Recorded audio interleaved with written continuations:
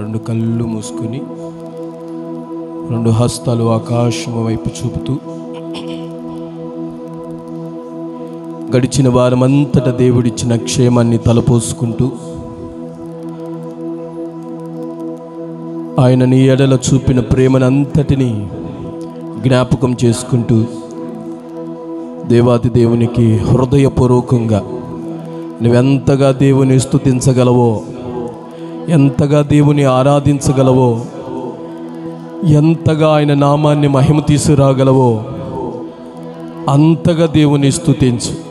హృదయముతో, నీ పూర్ణ హృదయముతో, పూర్ణ ఆత్మతో నీ దేవుడైన యెహోవాను సేవించాలి. కనుక దేవుడు నీ ఎడల చేసిన ప్రతి మేలును జ్ఞాపకం చేసుకుంటూ దేవునికి కృతజ్ఞతాస్తుతులు చెల్లిద్దాం. హల్లెలూయా, హల్లెలూయా. యేసయ్యా నీకు వందనాలు. స్తుతిద్దాం ప్రతి ఒక్కరు.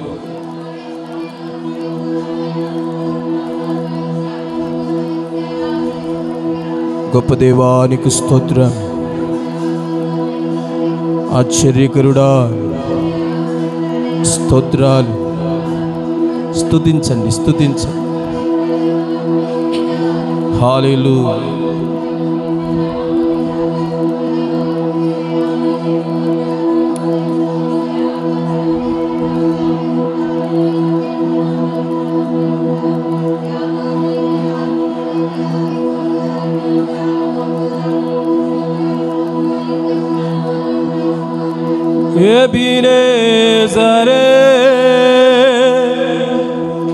ఎబినేజరే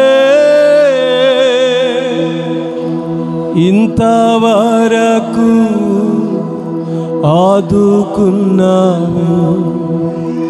ఎబినేజరే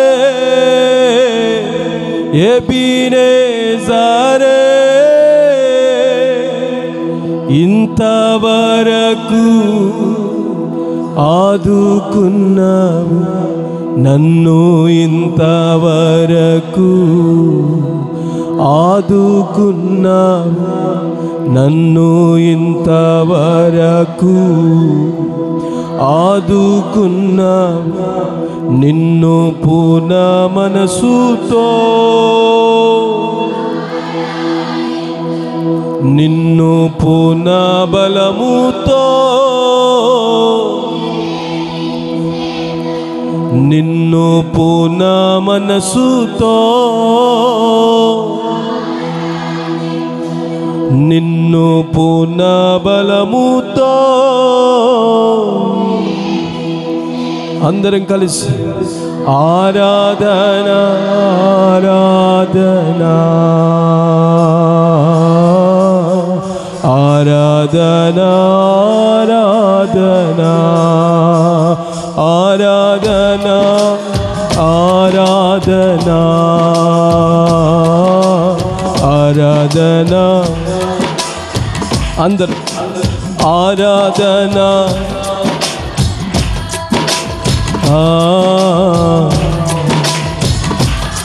చప్పట్లు కొడుతూ ఆరాధన ఆరాధన ఆరాధన. ఎబినేజరే ఇంతవరకు ఆదుకున్నావే. చెప్పమా. ఎబినేజరే ఇంతవరకు ఆదుకున్నావు నన్ను, ఇంతవరకు ఆదుకున్నావు నన్ను, ఇంతవరకు ఆదుకున్నావు. అందుకే నిన్ను పూర్ణ మనసుతో ఆరాధింతు, నిన్ను సేవించేదన్, నిన్ను పూర్ణ మనసుతో ఆరాధింతు, నిన్ను పూర్ణ బలముతో సేవించేదన్. ఆరాధన ఆరాధన ఆరాధన. అందరూ పాడండి. ఆరాధన ఆరాధన. ఉత్సాహంగా దేవుని ఆయనలో పరవశిస్తూ ఆరాధన. ప్రేమించేదన్ అధికముగా ఆరాధింపు ఆసక్తితో.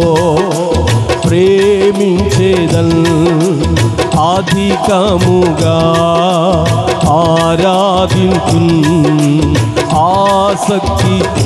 నిన్ను పూర్ణ మనసుతో, నిన్ను పూర్ణ బలముతో, నిన్ను పూర్ణ మనసుతో ఆరాధించు. నిన్ను పూర్ణ బలముతో సేవించేదన్. ఆరాధన ఆరాధన ఆరాధన. అందరం ఆరాధన. ఎవరు దిక్కులు చూడద్దు, ఆయనలో పరవశిస్తూ ఆయన ప్రేమను త్యాగమును జ్ఞాపకం చేసుకుంటూ ఆరాధన. ఆమేన్.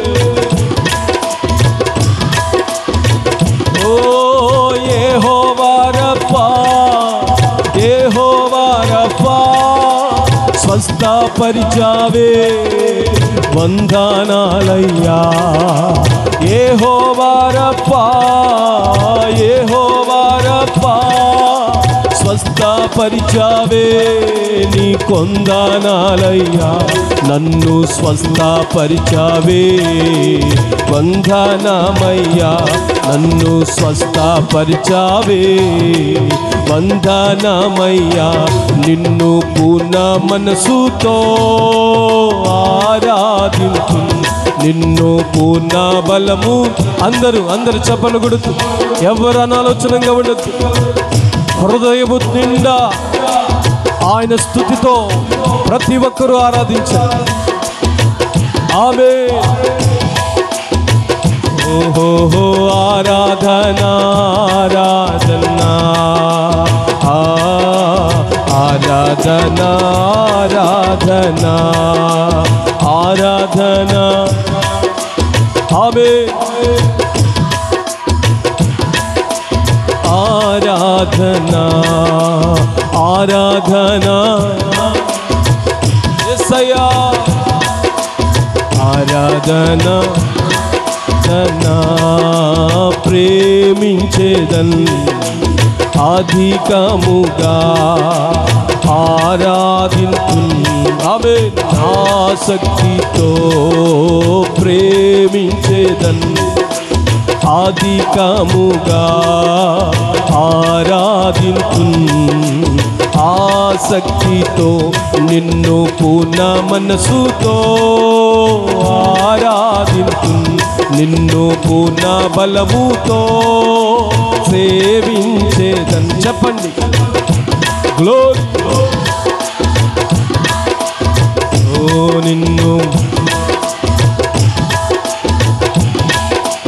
ఆరాధన ఆరాధన ఆరాధన ఆరాధన ఆరాధన ఆరాధన ఆరాధన. అదే మాట. ఆరాధన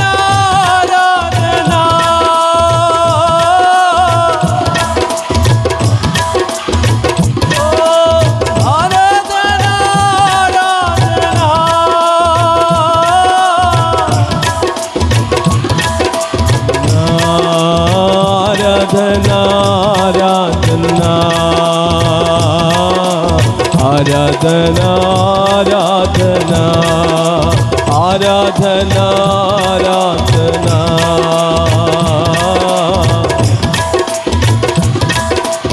ఆరాధన.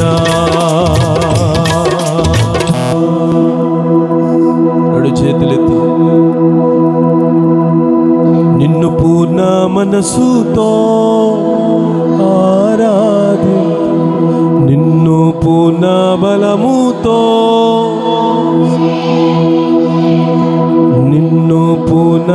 మనసుతో నిన్ను సేవించేదన్. ఆరాధన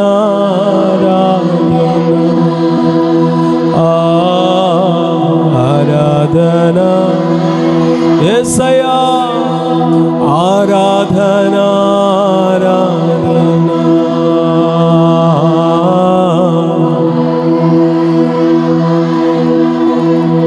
ప్రతి ఒక్కరూ చేతులు జోడించండి. చేతులు జోడించి మనం చెప్దాం.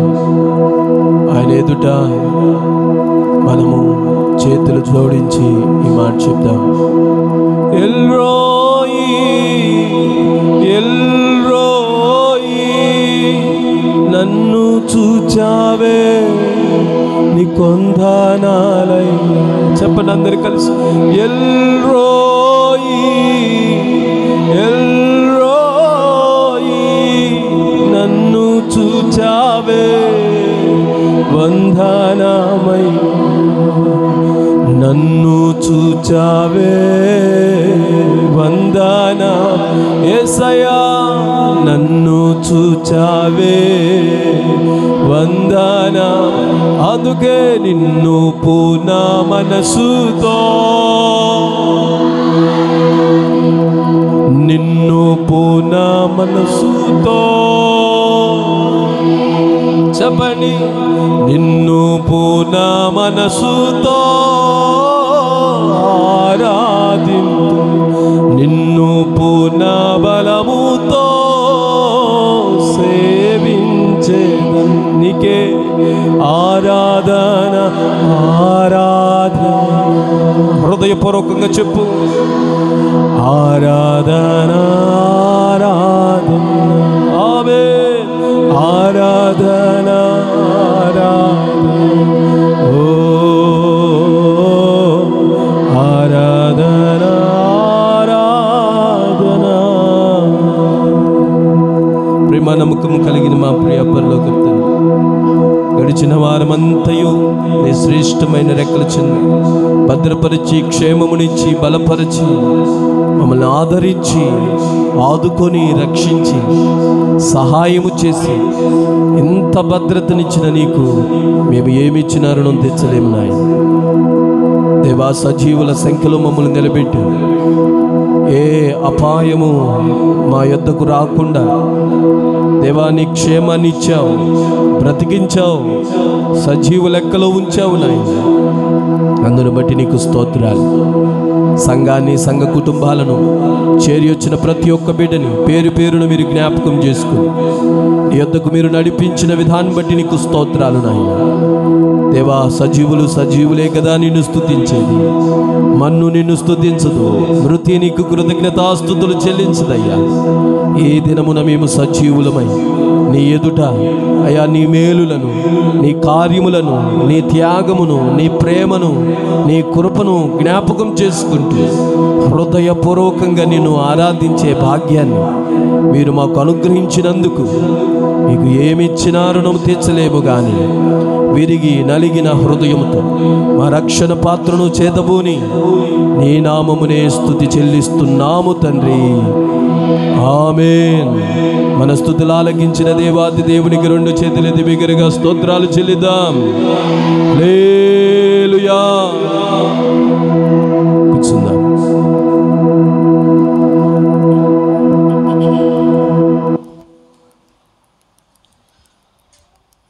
మన ధ్యాన భాగముగా ఎఫెసీయులకు రాసిన పత్రిక, ఎఫెసీయులకు రాసిన పత్రిక 4వ అధ్యాయం.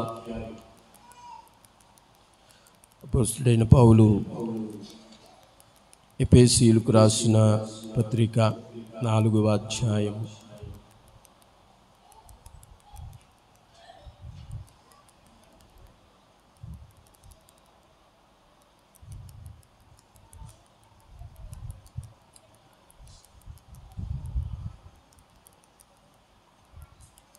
27వ వచనం చదువుదాం.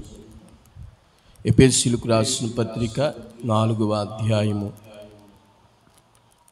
27వ వచనం చదువుదాం. చాలు, మరి ఎక్కువ చదవండి. అపవాదికి చోటు ఇయ్యకుడి. ఆ ఫుట్ నోట్లో 5వ నెంబరు చదవండి. అలా చదవండి. సాతానుకు చోటు ఇయ్యకుడి, అపవాదికి చోటు ఇయ్యకుడి, సాతానుకు చోటు ఇయ్యకుడి. చిన్న ప్రార్థన చేద్దాం. దేవుడి ఈ మాటల ద్వారా మనల్ని దర్శించి మనతో మాట్లాడలాగిన.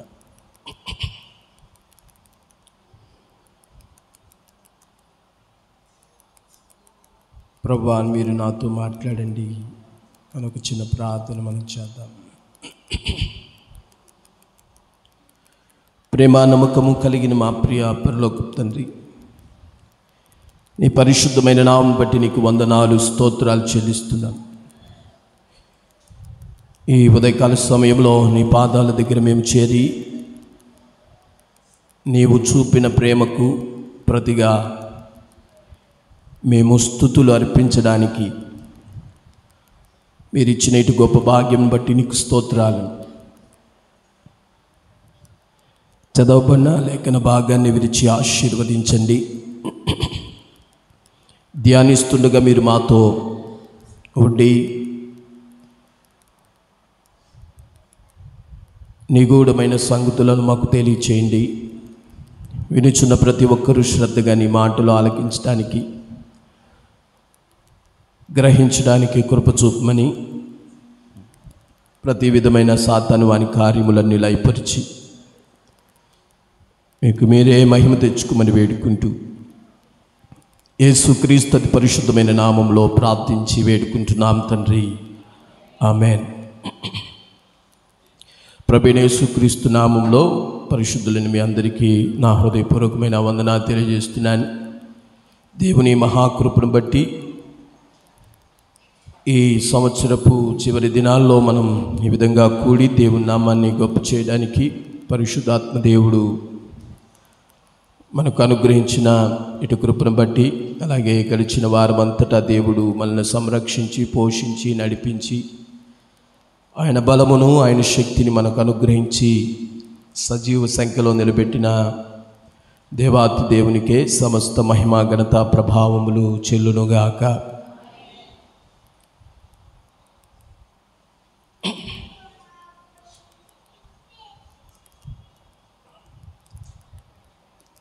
ఇక్కడ అపోస్తుడైన పౌలు సెలవిస్తున్న మాట, ఎవరికి చోటు ఇయ్యొద్దు అంటున్నాడు? అపవాదికి చోటు ఇయ్యొద్దు అంటున్నాడు. అపవాదికి చోటు ఇయ్యకుడి అన్నాడు. అపవాది అనగా సాతానుడు.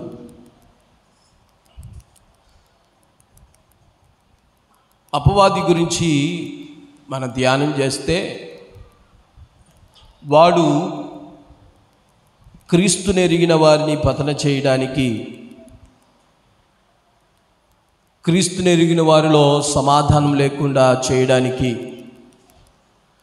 ఐక్యత, ఏకత్వం లేకుండా చేయడానికి వాడే 2 పదునైన ఆయుధాలు. ఏంటంటే, నాన్న మీరేంటి ఇక్కడ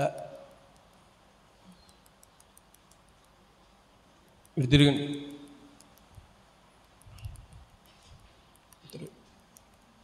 పదునైన ఆయుధాలు ఏంటంటే, ఒకటి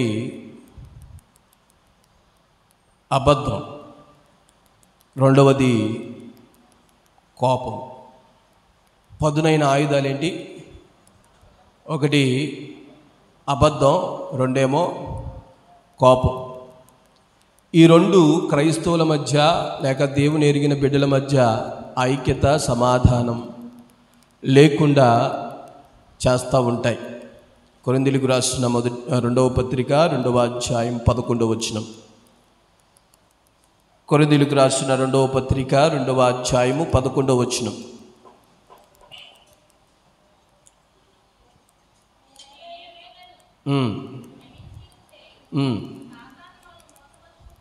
సాతాను మనలను మోసపరచుకుండునట్లు మీ నిమిత్తము క్రీస్తు సముఖమునందు క్షమించి ఉన్నాను. సాతాను తంత్రములను మనము ఎరుగని వారము కాము. నేనేమైనను క్షమించి ఉంటే సాతాను మనలను మోసపరచకుండునట్లు మీ నిమిత్తము క్రీస్తు సముఖమునందు క్షమించి ఉన్నాను. కనుక దేవుని ఎరిగిన బిడ్డల్లో ఉండవలసింది ఏంటంటే క్షమాపణ. క్షమించు అని ఎప్పుడంటావంటే నిన్ను నీవు తగ్గించుకున్నప్పుడే క్షమించు అంటావు. నీ తప్పుండి క్షమించడం అది పెద్ద విషయం కాదు. తప్పు చేసావు కాబట్టి క్షమించు అనడంలో తప్పేం లేదు. కానీ నీ తప్పు లేకపోయినా సమాధానము కొరకు, నెమ్మది కొరకు, ఐక్యత కొరకు ఎవరైతే వారి అహాన్ని తగ్గించుకుంటూ, వారి హోదాను తగ్గించుకుంటూ, వారి స్థితిగతులను తగ్గించుకుంటూ, అనుకోకుండా ఇలా జరిగింది ఏమనుకోబాకు, మన మధ్య ఏం రాకూడదు, అపోహలు రాకూడదు, విభేదాలు రాకూడదు, కనుక నన్ను క్షమించు అని ఎవరైతే తగ్గించుకొని క్షమించు అని అడుగుతారో ఖచ్చితంగా సాతాను మీద నిప్పులు కుప్ప వేసినట్టే. ఎందుకంటే సాతానుకు తెలుసు ఎక్కడ ప్రేరేపిస్తే, ఎక్కడ చుచ్చు పెడితే అది మండిద్దో తగలబడిద్దో అనేది సాతానికి తెలుసు. కనుక నిన్ను నీవు తగ్గించుకొని నీ తప్పు లేకపోయినా క్షమించు అన్నప్పుడు ఇక్కడ అపోస్తలుడు పౌలు సెలవిస్తున్నాడు, నేనేమైనాను క్షమించి ఉంటే సాతాను మనలను ఏం చేయకూడదట, మోసపరచకుండునట్లు. అంటే సాతానుడు ఎటువంటి వాడు అంటే వాడు మోసగాడు. పేతురు రాసిన మొదటి పత్రిక 5వ అధ్యాయం 8వ వచనం, నిబ్బరమైన బుద్ధి గలవారమై మెలకుగా ఉండండి, విరోధి అయిన అపవాది అనగా సాతానుడు గర్జించు సింహము వలె ఎవరిని మృంగుదునా అని వెతుకుచు ఏం చేస్తున్నాడట, తిరుగుచున్నాడు. ఆ మోసగాడు ఎవరిని మృంగుదునా అంటే ఎవరిని పట్టుకుంటే ఐక్యత లోపిస్తుందో, ఎవరిని పట్టుకుంటే గలిబిలి రేగిద్దో, ఎవరిని మృంగితే వాడు ఆ దేవుని యొక్క నామానికి అవమానకరంగా జీవిస్తాడో సాతానికి తెలుసు. ఎందుకంటే సాతాను యొక్క పని ఏంటంటే ఇటు అటు తిరగటం. సాతాను యొక్క పనేంటి, ఈ లోకమంతటా వాడు ఇటు అటు తిరుగుతూ ఉంటాడు. యోబు సంగతిని యోచించావా, నువ్వు ఎక్కడి నుంచి వస్తున్నావు అంటే వాడు చెప్తున్న మాట ఏంటంటే నేను ఇటు అటు తిరుగుతూ వస్తున్నానంటాడు. కనుక వాడి పని ఇటు అటు తిరగటం. ఊరికే తిరగడు, ఒక పనితోనే తిరుగుతాడు. ఏంటా పని అంటే క్రైస్తవుల బిడ్డల జీవితాల్లో ఐక్యత లేకపోవడం, విభేదాలకు కారణం చేయటం, కోపాలను, అబద్ధాలను. కనుక వాడి యొక్క బిహేవియర్, ప్రవర్తన ఎలా ఉంటుంది అని మనం చూస్తే వాడు అబద్ధములకు ఎలా ఉన్నాడు, జనకుడై ఉన్నాడు కదా. చూడండి, ఆ మాట కూడా మనం చదువుదాం. అపవాది ఎలా ఉన్నాడు అంటే యోహాను సువార్త 8వ అధ్యాయము 44వ వచనం, వాని యొక్క ప్రవర్తన, సాతాను యొక్క ప్రవర్తన. మీరు మీ తండ్రి యొక్క అపవాది అనగా సాతాను సంబంధులు, మీరు మీ తండ్రి దురాశలు నెరవేర్చుకోరువాడు.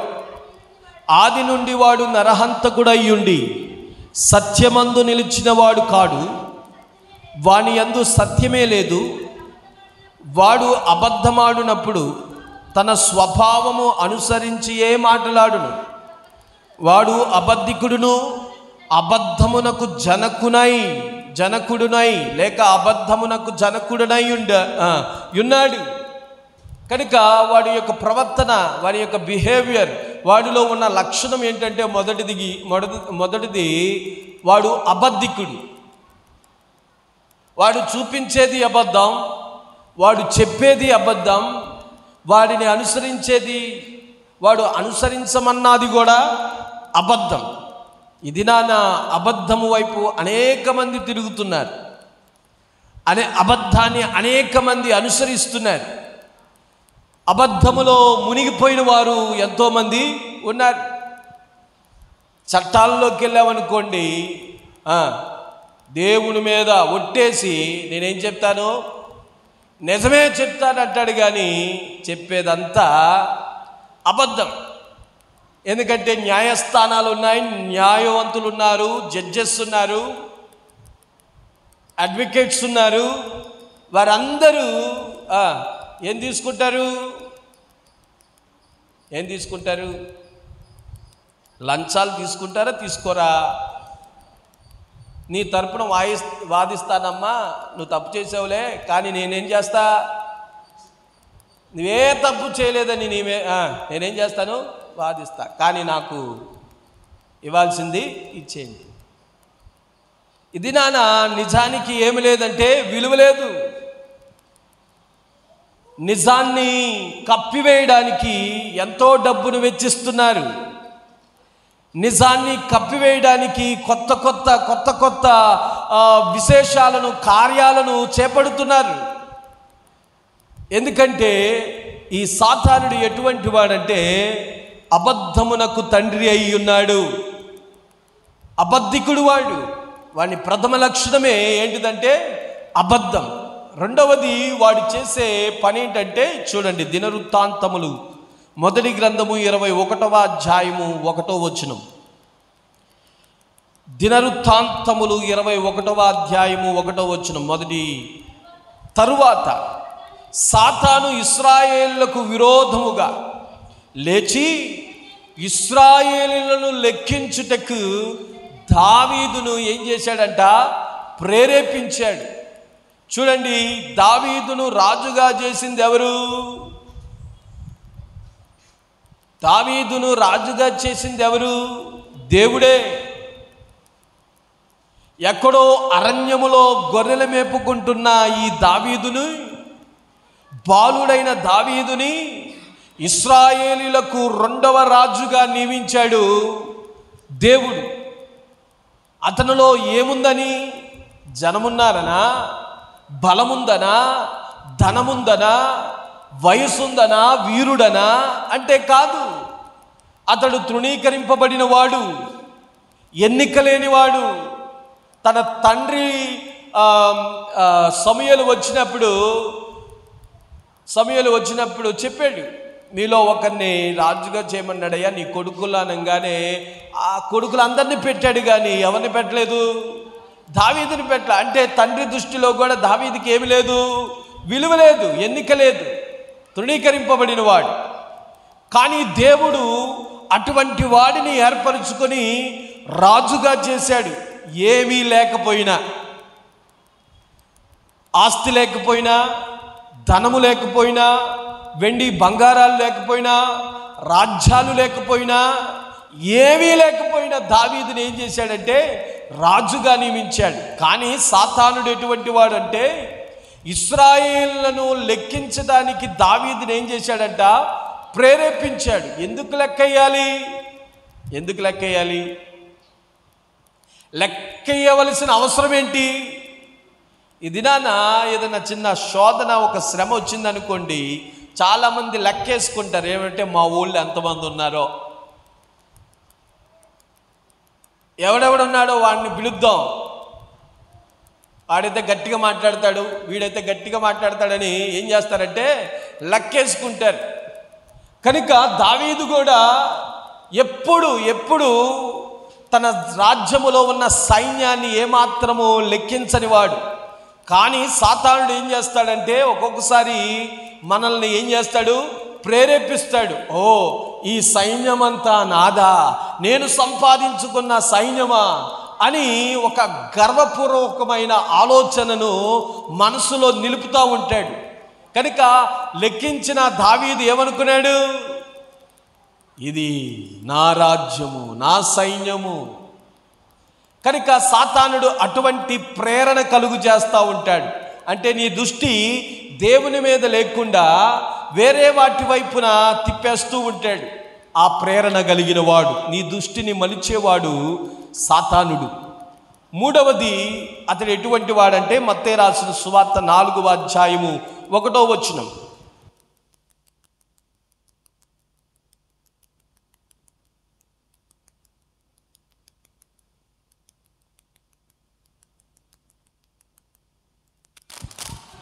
అప్పుడు యేసు అపవాది చేత శోధింపబడుటకు, చూడండి, యేసు ప్రభుని ఎవరు శోధించారట? అపవాది.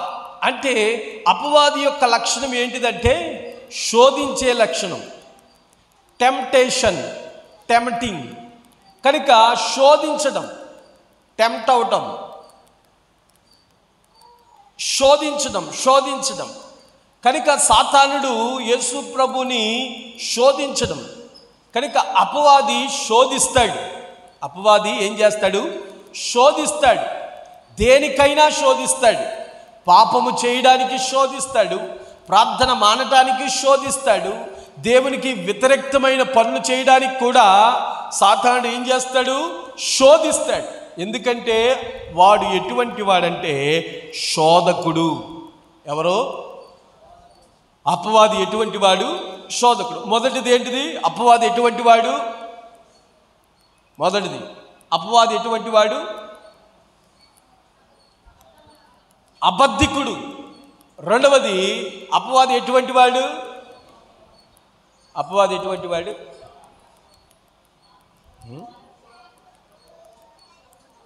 మీరు ఇక్కడే ఉన్నారా? అందుకే ఇక్కడే ఉండాలి. మీరు పరలోకానికి వెళ్ళారనుకోండి, బజార్లోకి వెళ్ళారనుకోండి, మళ్ళీ ఇక్కడికి రాలేరు. మీరు ఇక్కడే ఉండాలి. అర్థమైందా? ఒకటి అపవాది ఎటువంటి వాడు? అబద్ధికుడు. రెండవది అపవాది ఎటువంటి వాడంటే ప్రేరేపించేవాడు. ఎటువంటి వాడు? ప్రేరేపించేవాడు. ప్రేరేపిస్తాడు వాడు. దేవుడెందుకు? నీ బలం ఉంది కదా. దేవుడెందుకు? నీ ధనం ఉంది కదా. దేవుడెందుకు? నీ యొక్క స్థితిగతులు ఉన్నాయి కదా, మీ వారున్నారు కదా, వాళ్ళు ఉన్నారని వాడు ఏం చేస్తాడంటే దేవుని వైపు చూడకుండా నిన్ను నీ బలాన్ని చూపించుకునేటట్టు చేస్తూ ఉంటాడు. కనుక దావీదుని ప్రేరేపించాడు ఇశ్రాయేలు లెక్కించడానికి. అరే, ఇది దేవుడు, అతను సంపాదించుకున్న సైనికుల వాళ్ళు దేవుడిచ్చాడా? దేవుడే ఇచ్చాడు. రాజుగా నిలబెట్టింది ఎవరు? దేవుడు. కనుక ప్రేరేపిస్తాడు. మూడవది సాతానుడు ఎటువంటి వాడంటే శోధకుడు. శోధిస్తాడు. కనుక ఈ ప్రేరేపించేవానికి, ఈ అబద్ధికుడైన సాతానికి, మూడవది శోధించేవానికి ఏమివ్వద్దు అంటున్నాడు? చోటివ్వద్దు అంటున్నాడు. అబద్ధికునికి, ప్రేరేపించేవానికి, శోధకుడికి ఏమివ్వకూడదట? చోటివ్వకూడదట. అపవాదికి చోటివ్వద్దు. ఈ దినాన నీవు చోటిచ్చావా? అపవాదికి చోటిచ్చావా అంటే ఒకటి, అపవాది యొక్క లక్షణాలు. ఒకటి, అబద్ధికుడు. చోటిచ్చావా? అబద్ధానికి చోటిచ్చావా? ఇవ్వలేదా? అబద్ధానికి చోటిచ్చావా? సైలెంట్ అయ్యారేంటి? ఇందాక దాకా అన్నారు. అబద్ధానికి చోటిచ్చావా? అబద్ధానికి రాబాబు, అబద్ధానికి చోటిచ్చావు అంటే నువ్వు అపవాదికి చోటిచ్చావని. ప్రేరణ. ఏ ప్రేరణ? ఆ ప్రేరణలో దేవుని సన్నిధి ఉండదు, దేవునితో సహవాసం ఉండదు. అటువంటి ప్రేరణ.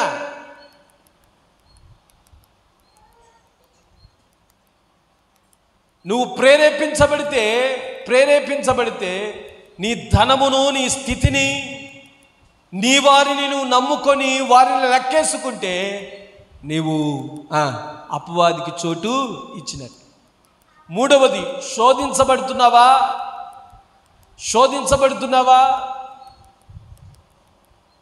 చూడండి, శీతాకాలం ఐస్ క్రీమ్ వచ్చింది అనుకోండి, తినబాకు జలుబు చేసింది అంటాం. కొంతమంది ఏం చేస్తారు, చేస్తే చేసిందిలే అని ఏం చేస్తారు, తినేస్తూ ఉంటారు. తర్వాత బాధపడుతూ ఉంటారు.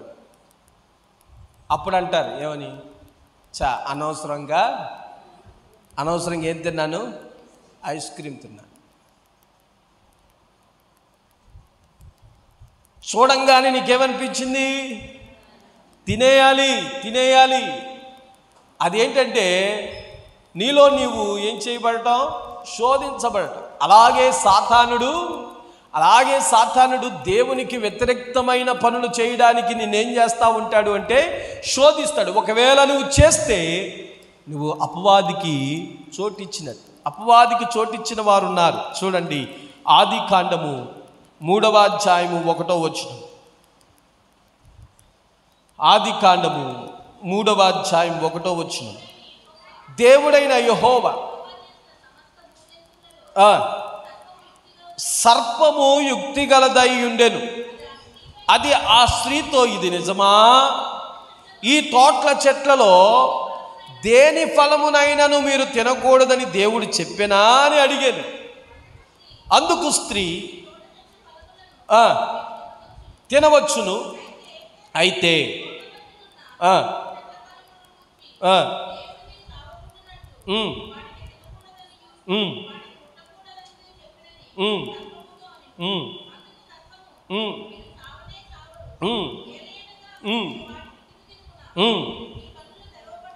కన్నులు తెరవబడిననియు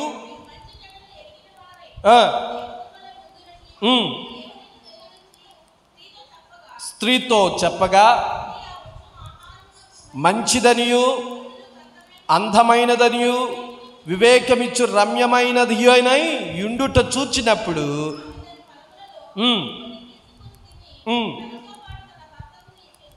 ఒకనేం చెప్పాం, అపవాది యొక్క లక్షణం ఏంటిది, అబద్ధికుడు. ఎంత అబద్ధం ఆడతాడంటే దేవుడు సెలవిచ్చాడు ఏమని, ఈ వృక్ష ఫలములలో నువ్వు ఏదైనా తినొచ్చు, కానీ మంచి చెడులను తెలివినిచ్చే ఈ జీవవృక్ష ఫలముంది కదా, దాని పళ్ళు నువ్వు ఏమాత్రము తినటానికి వీల్లేదు. అది దినమున మీరేమైపోతారు, చచ్చిపోతారు అని చెప్పాడు దేవుడు. అయితే సాతానుడు సర్పమును వాడుకొని సర్పము ద్వారా అవ్వమ్మతో మాట్లాడటం మొదలెట్టింది. ఏమని మాట్లాడటం మొదలెట్టింది, చదవండి ఆ మాట. ఏలయనగా మీరు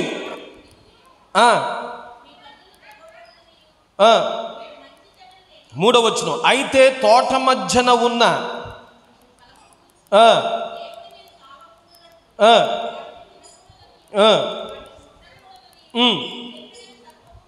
అని 4వ వచనం, అందుకు సర్పము, మీరు చావనే చావరు. దేవుడు చెప్పింది ఏంటి, దేవుడు చెప్పిన బోధ ఏంటి, దేవుడు చెప్పిన ఆజ్ఞ ఏంటి, దేవుడు చెప్పిన మాట ఏంటి అంటే మీరు చనిపోతారు దినమున. మీరేమైపోతారు, చనిపోతారు దినమున. కానీ సాతానుడు అపవాది చెప్తున్న బోధ ఏంటి, ఏంటిది, మీరు చావనే చావరు. మీరు దేవదూతల్లా ఉంటారు, మీరు చావనే చావరు. మీరేమవుతారు, దేవదూతలు అవుతారు. ఈ దినాన ఎక్కువగా వింటున్న బోధ ఎవరిది, ఎక్కువగా బోధ ఎవరిది వింటున్నావు,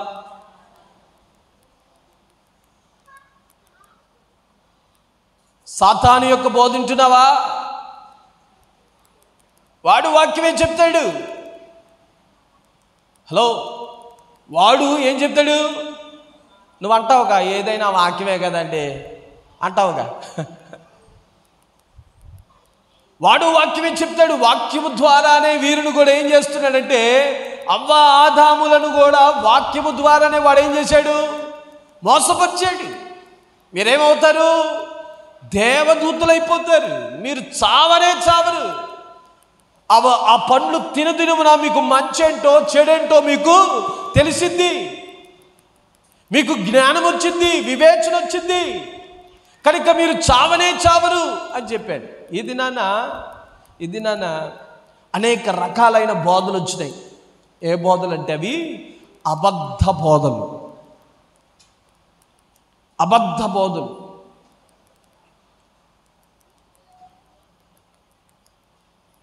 వారు ఆ బోధల కంటే వారు ఏం చేయరంటే ప్రార్థనలో నడిపించరు, ప్రార్థించనీరు, దేవునితో మాట్లాడనీరు. నువ్వు ఎలా అయినా ఉండు, దేవుడు నిన్నేం చేస్తాడు? దేవుడు నిన్ను స్వస్థపరుస్తాడు, దీవిస్తాడు, ఆశీర్వదిస్తాడు. ఇది నా స్వస్థతలు ముఖ్యమా, నిత్య జీవం ముఖ్యమా? ఆశీర్వాదం ముఖ్యమా, నిత్య జీవం ముఖ్యమా? ఈ దినాల్లో మనము చూస్తున్న, మీకు మొన్న ఈ మధ్య చెప్పాను కదా, అది గ్రూప్లో కూడా పెట్టాను నేను. ఎంతమంది చూసారో చూడలేదో నాకు తెలియదు, కానీ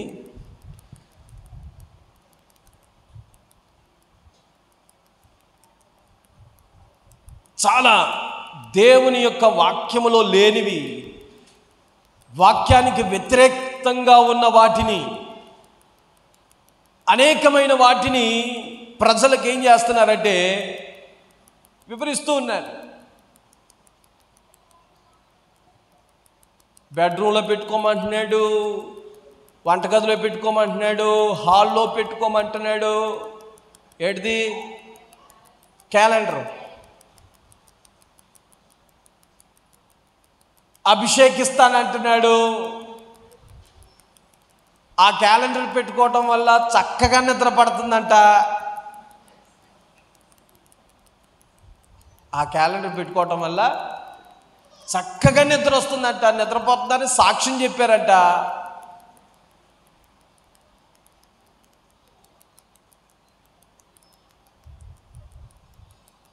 చాతబడి శక్తులు లయమైపోతున్నాయంట ఇంట్లో పెట్టుకోవటం వల్ల.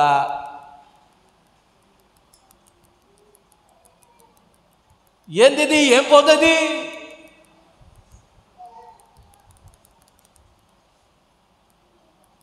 ఈ ఆఫర్ ఏదో బాగుంది కదా. మోకాళ్ళు వంచాల్సిన పని లేదుగా, దేవుని వైపు చేతులెత్తి ఆయన వేడుకునే పని లేదుగా, దేవుని సన్నిధికి రావాల్సిన పని లేదుగా. ఇక క్యాలెండర్ పెట్టుకుంటే అన్నీ వచ్చేస్తున్నాయిగా. ఆరోగ్యం వచ్చేస్తుందంట, ఆశీర్వాదం వచ్చేస్తుందంట, అన్నీ వచ్చేస్తున్నాయంట.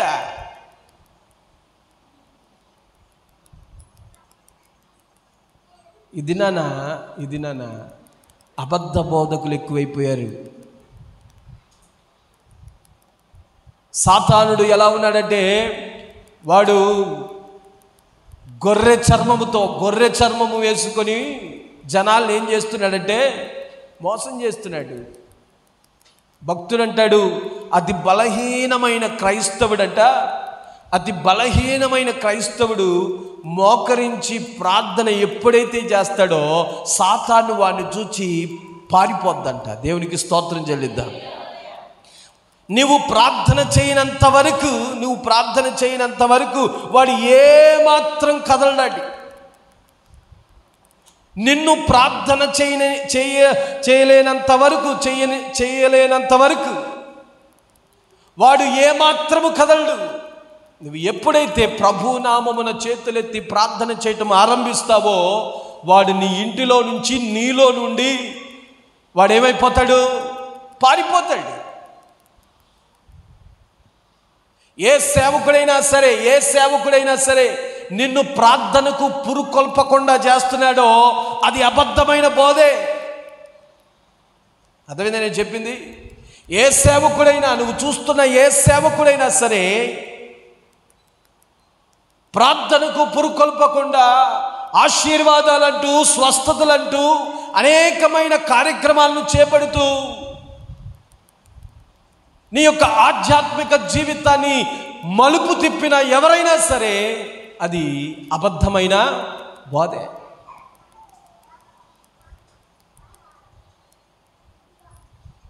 కనుక అవ్వ ఆదాములు యేసు దేవుడు చెప్పిన బోధ ఒకటైతే, సాతానుడు వచ్చి ఏం చేస్తున్నాడట? ఈ మోసగాడు, ఈ అబద్ధికుడు దేవునికి వ్యతిరేకమైన బోధన చేయడం మొదలుపెట్టాడు. ఈ బోధలో వీళ్ళు ఏమైపోయారంటే పడిపోయారు. ఈ బోధలో పడిపోయారు. చాలామంది ఇది నన్ను ఈ బోధల్లో ఏమైపోయారు? పడిపోయారు. నువ్వు చస్తావరా అంటే మేము చామనే చాము అని చెప్తున్నాను. కనుక అవ్వ ఆదాములు అపవాదికి ఏమిచ్చారు? చోటిచ్చారు. రెండవది చూడండి.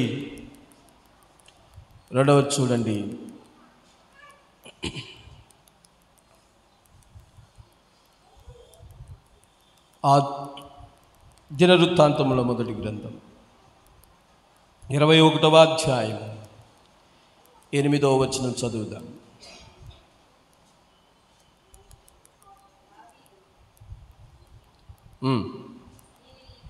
నేను ఈ కార్యము చేసి అధిక పాపము తెచ్చుకొంటిని.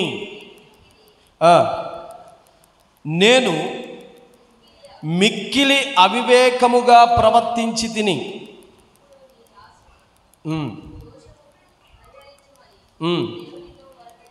ఇప్పుడు నీ దాసుని దోషము పరిహరించమని దేవునితో చెప్పగా, సాతానుడు దావీదును ప్రేరేపించాడు కదా ఇశ్రాయేలులను లెక్కించమని. 1 నుంచి కొన్ని వచనాలు చదువుదాం. తర్వాత సాతానుడు ఇశ్రాయేలుకు విరోధముగా లేచి ఇశ్రాయేలు లెక్కించుటకు దావీదును ప్రేరేపింపగా 2వ వచనం చదవండి.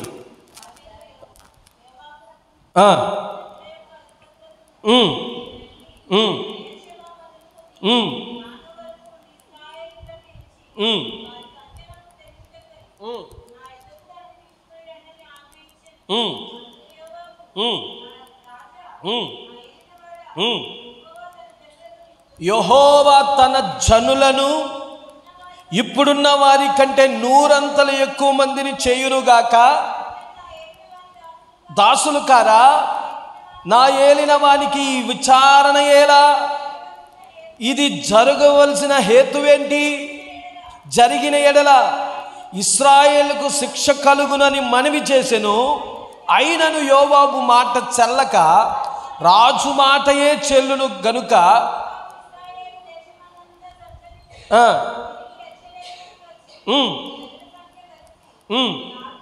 దావీదునకు అప్పగించెను. ఇశ్రాయేల్ అందరిలో కత్తి దూయువారు 11 లక్షల మందియు 4,70,000 మందియు సంఖ్య వచ్చింది. అసహ్యముగా ఉండెను గనుక గోత్ర సంబంధులను ఆ సంఖ్యలో చేర్చలేదు. దేవుని దృష్టికి ప్రతికూలమగుట చేత ఆయన ఇశ్రాయేలును బాధ పెట్టెను. చూడండి, ఇక్కడ సాతానుడు ప్రేరేపించాడు ఇశ్రాయేలును లెక్కించడానికి. అయితే అక్కడ యోవాబు అనే ఒక ఆయన ఉన్నాడు. జనుల యొక్క అధిపతులకు, మీరు వెళ్ళి బెహెర్షెబా మొదలుకొని దాను వరకు ఉండు ఇశ్రాయేలును ఎంచి వారి సంఖ్య నాకు తెలియుటకై నా యొద్దకు దానిని తీసుకుని రండి. కనుక బెహెర్షెబా మొదలుకొని దాను వరకు ఎంతమంది అయితే ఉన్నారో వారి సంఖ్య నాకు కావాలి అని దావీదు ప్రకటించినప్పుడు యోవాబు దానికి వ్యతిరేకంగా లేచాడు. ఎందుకయ్యా? దేవుడు మనలను బాగా ఆశీర్వదించాడు కదా, ఈ జనము చాలా ఎక్కువ మంది ఉన్నారు కదా, ఎందుకు లెక్కించడం? దానికి కారణమేంటి, హేతువేంటి, ఎందుకు లెక్కించాలి అని యోవాబు లేచాడు. అయినా నువ్వు సెలవిచ్చావు కాబట్టి నేనేం చేస్తాను, ఖచ్చితంగా నేనేం చేస్తానంటే లెక్కిస్తాను అని లెక్కించాడు. ఎంతమంది వచ్చారట? 11 లక్షల మందియు 4,70,000 మంది. మొత్తం ఎంత? 15,70,000 మంది. 15,70,000 మంది ఉన్నారు అని చెప్పినప్పుడు ఇది దేవునికి అసలు ఏమాత్రము అంగీకారం అనేది కాదు. ఏంటిది? లెక్కించడం. నా సైన్యం ఎంతో, మన బలం ఎంతో, మన యొక్క బలగం ఎంతో అని లెక్కించడం. వెంటనే దేవుడు ఏం చేశాడంటే, చూడండి 7వ వచనములో, ఈ కార్యము దేవుని దృష్టికి ప్రతికూలమగుట చేత, అంటే దేవునికి అనుకూలంగా లేదు ఈ కార్యం. ఏ కార్యం? జనాలను లెక్కేసి రావడం చేత ఆయన ఇశ్రాయేలును ఏం చేశాడట? బాధ పెట్టెను. దావీదుకు కలిగిన ప్రేరణ ఎవరికి బాధను గురి చేసింది? ఇశ్రాయేలు ప్రజలందరినీ బాధకు గురి చేసింది. సాతాను ప్రేరణ ఇశ్రాయేలుకు బాధను కలుగు చేసింది. కనుక అక్కడ అంటున్నాడు 8వ వచనంలో, దావీదు, ఓ నేను ఈ కార్యము చేసి అధిక పాపము తెచ్చుకొంటిని, నేను మిక్కిలి అవివేకంగా ప్రవర్తించి తిని, దోషము పరిహరించమని దేవునితో మొర్రపెట్టగా. ఇశ్రాయేలు బాధకు గురైనప్పుడు అప్పుడు వచ్చింది బుద్ధి. దావీదు ప్రార్థన చేయడం మొదలుపెట్టాడు. ఇది నానా నీ బలాన్ని, నీ బలగాన్ని నువ్వు లెక్కించుకుంటే అది ఎవరికి బాధ? అంటే వారికే బాధ. ఇశ్రాయేలు లెక్కించిన ఇశ్రాయేలులకు ఏమొచ్చిందంటే బాధ కలిగింది. వెంటనే దేవుడికి మొరపెట్టాడు, అయ్యా నా దోషమును నువ్వేం చేయాలి? పరిహరించు. అప్పుడు అంటాడు, ఏమంటాడంటే, యెహోవా నా బలమా అంటాడు. అప్పుడేమంటాడు? ఎప్పుడైతే పరిహరించు, నా పాపమును క్షమించు, నేను ఎక్కువ పాపం కూడబెట్టుకున్నాను, నన్ను క్షమించు అని ఎప్పుడైతే అన్నాడో వెంటనే ఈ కీర్తన పాడాడు. ఏ కీర్తన? యెహోవా నా బలమా, యథార్థమైనది నీ మార్గం, పరిపూర్ణమైనది నీ మార్గం. యెహోవా నా బలమా, యథార్థమైనది నీ మార్గం, పరిపూర్ణమైనది నీ మార్గం. యెహోవా నా బలమా, యథార్థమైనది పరిపూర్ణ.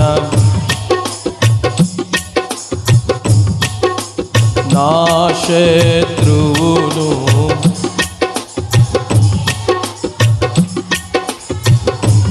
శములరి కఠినను, నన్ను చూటినను నరకపు పాశములరి కఠినను, వరదవలే భక్తి,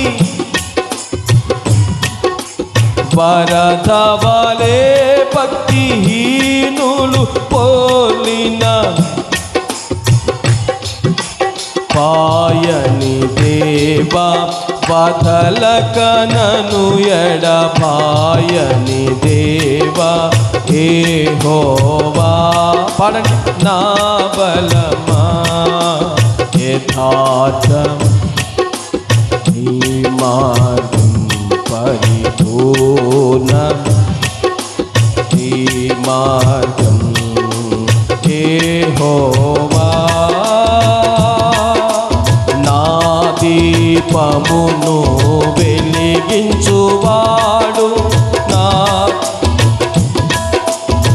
వెలుగుగా చేయున్నా దీపమును వెలిగించువాడు నా చీకటిని వెలుగుగా చేయును జలరాశుల నుండి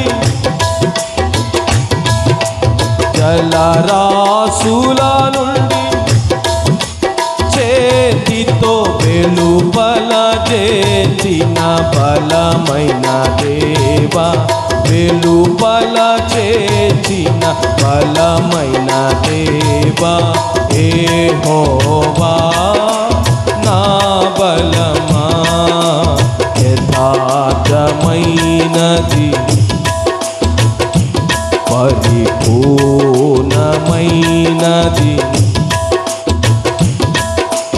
యెహోవా. కనుక నా ప్రియ దేవుని బిడ్డ, ఎప్పుడైతే నేను పాపం చేశాను, నా దోషములు అధికమైపోయినాయి, ఎప్పుడైతే జనము యొక్క బలాన్ని ఎప్పుడైతే లెక్కించాడో ఇశ్రాయేలు బాధకు గురి చేసినోడయ్యాడు. ఆ పాపం బట్టి దావీదు మరలా మొరపెట్టడం మొదలెట్టాడు. చూడండి, అలాగే చివరిగా సాతానుడికి చోటిచ్చిన దావీదు, అలాగే అపోస్తుల కార్యముల 5వ అధ్యాయం 1 నుండి చదువుదాం. అక్కడ మనకు కనబడతారు ఒక భార్యాభర్తలు అన్నియా సప్పీరా.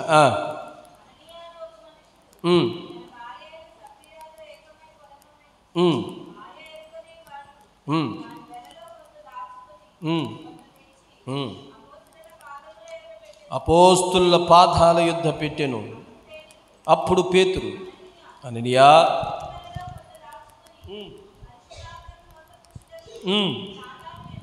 ఓ సాతాను ఎందుకు నీ హృదయమును ప్రేరేపించాను? సాతానికి చోటు ఎందుకు ఇచ్చావు? దేవునికి ఇవ్వటం మంచి ఉద్దేశమా కాదా? దేవునికి ఇవ్వటం మంచి ఉద్దేశమా కాదా? వీళ్ళు చేసిన దాంట్లో తప్పేమైనా ఉందా?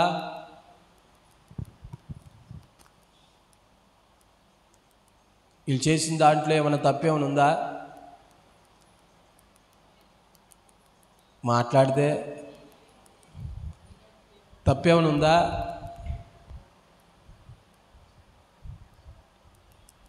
అననీయ సప్పీరాలు చేసిన దాంట్లో తప్పేమైనా ఉందా?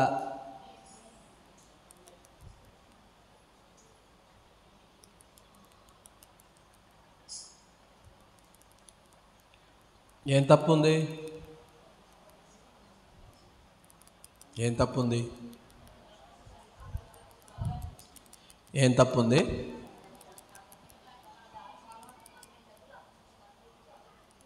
అర్థం కాదు పద్మ, ఏం చెప్పావు? అర్థం కాదు. తక్కువ వచ్చినాయి అని అబద్ధం చెప్పింది. ఇంకా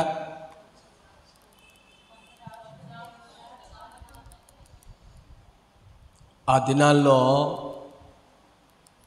దేవుని సువార్త ప్రకటించబడడానికి అపోస్తుల పాదాల దగ్గర వారి ఆస్తులు చిరాస్తులు మొత్తం అమ్మేసి అపోస్తుల పాదాల యొద్ద పెడుతున్నారు. పేతురు దగ్గర పెట్టారు. వీళ్ళు కూడా ప్రేరేపించబడ్డారు. ఎవరు? అననీయ సప్పీరా. వాళ్ళు ఎత్తే మనం ఇవ్వబడి పెట్టి మనం కూడా ఇవ్వాలి.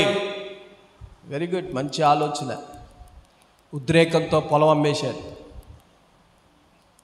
వాళ్ళు అనుకున్న దానికంటే ఎక్కువ వచ్చిందేమో. వాళ్ళు అనుకున్న దానికంటే ఎక్కువ వచ్చినాయేమో.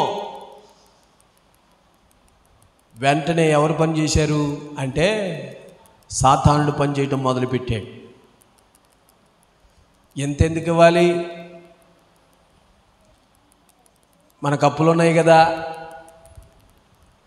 మన పరిస్థితి కూడా బాగోలేదు కదా, మన స్థితిగతులు కూడా బాగోలేదు కదా,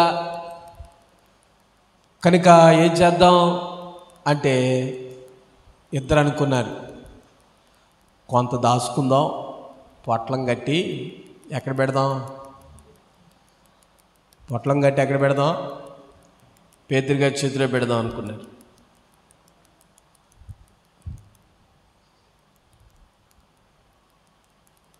ఎవరు అడగని ప్రశ్న అడిగాడు. ఎవరో ఎప్పుడైనా అడిగానా నేను? వెంకట సత్యం, ఎప్పుడైనా అడిగానా నేను? అడగని ప్రశ్న వేసాడు. ఏంటిది?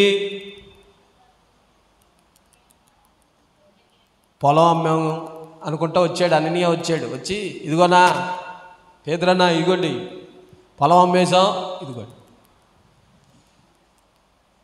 ఇచ్చిన దాంతో పేతురు ఉండబట్టలేక ఏమన్నాడంటే, నాన్న ఎంతకే అమ్మావా అన్నాడు. అర్థమైందా? అడగని ప్రశ్న ఏంటంటే ఎంతకే అమ్మావా అంటాం. ఇంకో మాట చెప్పాలంటే, ఏంటి ఇంతే ఇచ్చావు అని అడిగాడు. ఏంటి ఇంతే ఇచ్చావు? ఎంతకే అమ్మేవయ్యా మేము అన్నాడు. ఎవరో? అననీయ. ఎంతకే అమ్మేవా? అప్పుడు అంటున్నాడు, సాతాను మీ హృదయాలను ఎందుకు నీ హృదయములోనికి అపవాదికి చోటు ఎందుకు ఇచ్చావు? అపవాది మిమ్మల్ని ఎందుకు ప్రేరేపించింది? కనుక ఈ దినాన అపవాది ఎవరినైనా ప్రేరేపిస్తుందా? కొంత దాచుకొని శ్రమలు ఉన్నాయి, కష్టాలు ఉన్నాయి, ఇబ్బందులు ఉన్నాయి అని దేవుడికి ఇవ్వవలసిన భాగాన్ని దాచుకొని అపవాదికి ఏమిస్తున్నారు? చోటిస్తున్నారు. లేదు బాబా, ఎంతకే అమ్మావు నాయన అన్నారు. ఎవరో? అననీయ. వెంటనే ఏమైపోయాడంటే దేవుని ఉగ్రత పాలయ్య అక్కడికక్కడే చచ్చిపోయాడు. పొద్దున అన్నంగా వెళ్ళాడు. అన్నం తినాలో లేదో, అక్కడికి వెళ్తే మాత్రం ఈ రాడు అనుకుంటూ వచ్చింది. ఎవరో? సప్పీరా. రాగానే ఆయన అడిగాడు. అసలు ఇంకో మ్యాటర్ అలా లేదు. ఏందమ్మా వచ్చావు? అల్లా అడగటమే. సప్పీరాని అడిగిన ప్రశ్న ఏంటంటే ఎంతకే అమ్మారా అన్నాడు. ఆమె కూడా ముందు వెనక ఆలోచించుకొని ఏం చెప్పిందంటే, ఎంతకే అమ్మామయ్యా. చదవండి ఆ మాట. అప్పుడు పేతురు, నాతో చెప్పు, ఎంతకే అమ్మారా? అందుకని అవును ఇంతకే అని చెప్పాను. అందుకు పేతురు, ప్రభు యొక్క ఆత్మను శోధించడానికి మీరెందుకు ఏకీభవించితిరి? ప్రభు యొక్క ఆత్మను శోధించడానికి మీరెందుకు ఏకీభవించారు? దినాన ప్రభు యొక్క ఆత్మను శోధించడానికి చాలామంది ఏకీభవిస్తున్నారు. దేవుని దగ్గర దేవునికి ఏం తెలియదు అనుకున్నట్టు దేవుని దగ్గర అబద్ధాలు చెప్పడం మొదలెట్టారు. ఎందుకంటే వారు అపవాదితో నింపబడి. సప్పీర కూడా అలాగే ఏమైపోయింది? ఎక్కడైతే తన పని పెట్టిని పాతి పెట్టారో అక్కడే ఆమెను కూడా ఏం చేశారంటే పాతి పెట్టేశారు. చూడండి, సాతానుకు చోటిచ్చిన భార్యాభర్తలైన అననీయ సప్పీరాలు ఏమైపోయారు అంటే దేవుని ఉగ్రతకు పాలయ్యారు. వాడు అబద్ధికుడు, అబద్ధమాడిస్తాడు. చిన్న అబద్ధం వారి జీవితాన్ని ఏం చేసిందంటే, మేలు చేద్దాం అనుకుంటే ఏమైంది? కీడొచ్చి. ఇచ్చిన దాంట్లో సంతృప్తి పడొచ్చుగా దేవుడు. నాకు తెలిసి వాళ్ళు నిజం ఒప్పుకుని ఉంటే దేవుడు ఖచ్చితంగా క్షమించేవాడు. కానీ నిజం ఒప్పుకోలే వీళ్ళు. ఎంతకే అమ్మారా అంటే వెనక ముందు ఆలోచించకుండా ఎంతకే అమ్మేశాం. కనుక నా ప్రియమైన బిడ్డ, నువ్వు సాతానుకు చోటు ఇవ్వబాకు. యోబు గ్రంథంలో మనం చూస్తే యోబు ఏమాత్రము సాతానికి ఏమి ఇవ్వలేదంటే చోటు ఇవ్వలేదు. 1వ అధ్యాయం 6 నుంచి చదువుదాం. అతని గురించి రాయబడిన మాటలు త్వరగా చదువుదాం.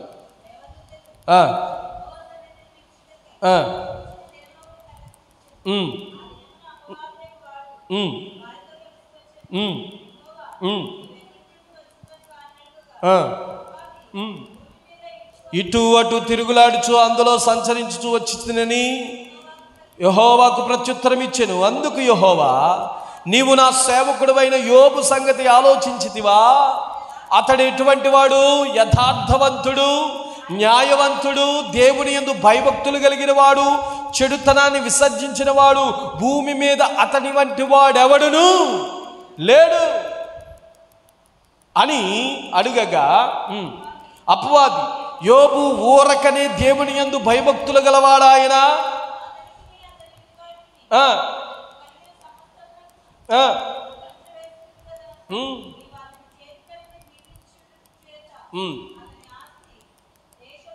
అతడు అన్ని కలిగి ఉన్నప్పుడు ఎటువంటి భక్తిని అనుసరించాడో, అన్ని కోల్పోయినప్పుడు కూడా అటువంటి భక్తినే అనుసరించాడు. దేవునికి స్తోత్రం చెప్పండి. అన్నీ ఉన్నప్పుడు ఎటువంటి భయభక్తులు, చెడుతనాన్ని న్యాయవంతుడుగా, నీతిమంతుడుగా, యెహోవా యందు భయభక్తులు కలిగిన వాడుగా ఏ విధంగా తన భక్తి జీవితాన్ని అనుసరించాడో, తన పిల్లలను కోల్పోయినా, తన భార్య వచ్చి చావుమన్నా, స్నేహితులు వచ్చి సూటి మాటలతో రెచ్చగొడుతున్నా, తన ఆరోగ్యం మొత్తం క్షీణించిపోయినా, అతడు మాత్రం తన భక్తి జీవితాన్ని ఏమాత్రము విడిచిపెట్ట. అంటే నేనేమంటానంటే, అతడు ఏమాత్రము అపవాదికి చోటు ఇవ్వనే ఇవ్వల. కనుక యోబు వలె నీవు వానికి, అపవాదికి, అబద్ధికుడైన వానికి, ప్రేరేపించువానికి, శోధించేవానికి నువ్వు చోటు ఇవ్వడానికి వీలేదు. ఆ సమయంలో భార్య వచ్చి శోధిస్తుంది. ఏమని? దూషించు, దేవుణ్ణి దూషించాలి.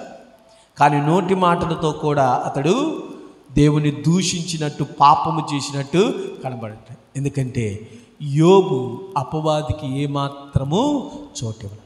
అప్పుడు దేవుని బిడ్డ, యోబు వలె నువ్వు అపవాదికి చోటు ఇవ్వబాకు. ఒకవేళ చోటిస్తే నువ్వు అబద్ధంలో పడిపోతావు, ప్రేరణలో పడిపోతావు, శోధించబడతావు. వాడు నిన్ను ఎక్కడికి తీసుకెళ్ళిపోతాడంటే, అవ్వ ఆదాములను ఎలా ఏదేను అనే పరలోకము నుండి గెంటి వేశాడో, అలాగే మనము నిత్య జీవానికి వెళ్ళనీయకుండా వీడు మనల్ని చేస్తాడు. ఎవరో?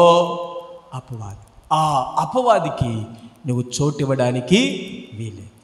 వాడు ఎటువంటి వాడు? ఒకటి అబద్ధికుడు, రెండవది ప్రేరేపించువాడు, మూడవది శోధించువాడు. అననీయ సప్పీరాలను శోధించాడు, ప్రేరేపించాడు, అబద్ధమాడేటట్టు చేశాడు, చనిపోయారు. కానీ యోబుని మాత్రం ఆ శోధకుడు ఏమీ చేయలేకపోయాడు.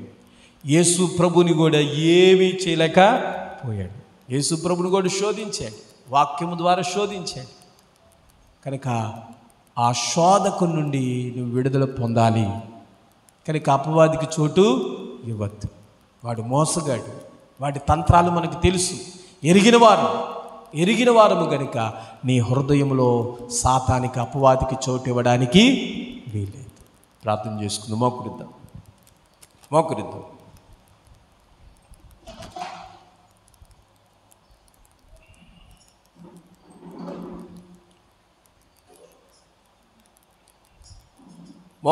ప్రతి ఒక్కరు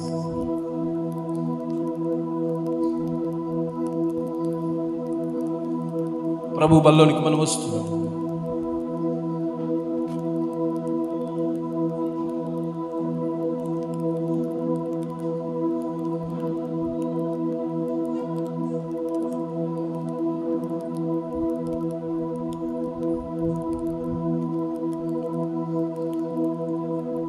అపవాదికి చోటివ్వద్దు. వాడు మోసగాడమ్మా, అబాధములను మోసం చేశాడు. అబద్ధికుడు వాడు, అబద్ధ బోధ చెప్తాడు, అబద్ధ బోధకుడు వాడు శోధిస్తాడు, పాపం చేసేలా శోధిస్తాడు.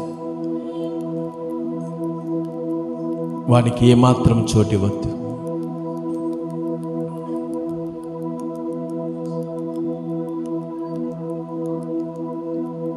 దావీదు సాతాను చేత ప్రేరేపించబడినప్పుడు ఇశ్రాయేలు బాధించబడ్డారు. తర్వాత తన పాపమును ఒప్పుకొని సరిచేసుకోగలిగాడు. అబాధములు వాని బోధకు చెవియొగ్గారు, సాతానికి చోటిచ్చారు. ఆ ఏదేను వనంలో గెంటి వేయబడ్డారు. అననీయ సప్పీరా అపవాదికి చోటిచ్చారు, అక్కడికక్కడే మరణించారు.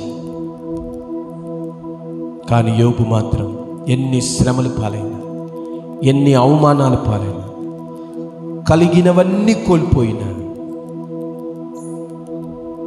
అపవాదికి మాత్రం చోటు ఇవ్వలేదు. నా ప్రియదేం బిడ్డ, యోబు వలె నువ్వు ఉండగలవా?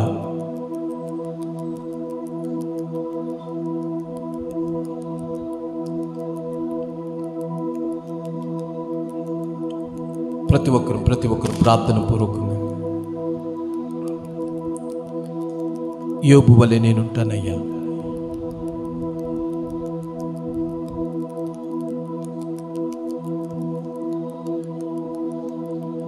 నేనేమై ఉన్నానో నీ దయ వలనేనయ్యా, నాకున్నవన్నీయు నీవిచ్చినదేనయ్యా, నాకున్నవన్నీయు నీవిచ్చినదేనయ్యా. నేనేమైనా ప్రభువా నిన్నే స్తుతిస్తాను, నాకేమున్నా ప్రభువా నీకర్పిస్తాను. నేనేమైనా ప్రభువా నిన్నే స్తుతిస్తాను, నాకేమున్నా ప్రభువా నీకర్పిస్తాను. నేనేమై ఉన్నానో నీ దయ వలనేనయ్యా, నేనేమై ఉన్నానో నీ దయ వలనేనయ్యా, నాకున్నవన్నీయు నీవిచ్చినదేనయ్యా, నాకున్నవన్నీయు నీవిచ్చినదేనయ్యా. నేనేమైనా ప్రభువా నిన్నే స్తుతిస్తాను, నాకేమున్నా ఆమె నీకర్పిస్తాను. నేనేమైనా ప్రభువా నిన్నే స్తుతిస్తాను, నాకేమున్నా ప్రభువా నీకర్పిస్తాను. సర్వము పోయిన శరీరం కుళ్ళిన నాను వారే వెలివేసిన, సర్వము పోయి శరీరం కుళ్ళిన నాను వారే వెలివేసిన, ఆప్తులంతా శత్రువులైనా, ఆప్తులంతా శత్రువులైనా అంతము వరకు సహించిన ఆ యోబులా నేనేమైనా ప్రభువా నిన్నే స్తుతిస్తాను, నాకేమున్నా ప్రభువా నీకర్పిస్తాను. నేనేమై ఉన్నానో నీ దయ వలనేనయ్యా, నేనేమై ఉన్నానో నీ దయ వలనేనయ్యా, నాకున్నవన్నీయు నీవి నీవిచ్చినదేనయ్యా, నాకున్నవన్నీయు నీవిచ్చినదేనయ్యా. నేనేమైనా ప్రభువా నిన్నే స్తుతిస్తాను, నాకేమున్నా ప్రభువా నీకర్పిస్తాను. నేనేమైనా ప్రభువా నిన్నే స్తుతిస్తాను, నాకేమున్నా ప్రభువా నీకర్పిస్తాను. ప్రార్థనలో ఉన్న ప్రతి ఒక్కరు